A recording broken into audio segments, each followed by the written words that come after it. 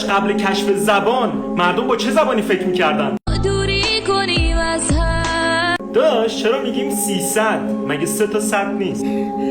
این دفعه خونت با خودت. داداش چرا پلنگ صورتی همیشه لخ بود ولی وقتی میرفت کنار دریا شورت میپوشید؟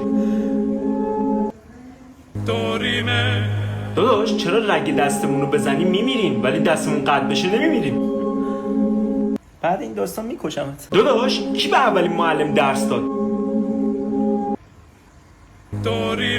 جالب بود. داداش وقتی هواپیما سقوط میکنه تنها چیزی که سالم میمونه جعبه سیاست. چرا کل هواپیما رو از جعبه سیاه درست نمیکنن؟ بهتر خودت هم بری تو جعبه سیاه، چون بعد این داستان میکشم. حالا کسی دیدی کوکیلوی بور احمدی باشه؟ داداش چرا همه بابا از ماکارونی بعدشون میاد؟ راست میگی، بابا هم دوست نداره ماکارونی، ولی این چیز تغییر نمیده. داداش سوپ تشکیل شده از آب، گوشت، نمک و سبزیجاته. پس اقیانوس اینو سوپه. تموم شد داره؟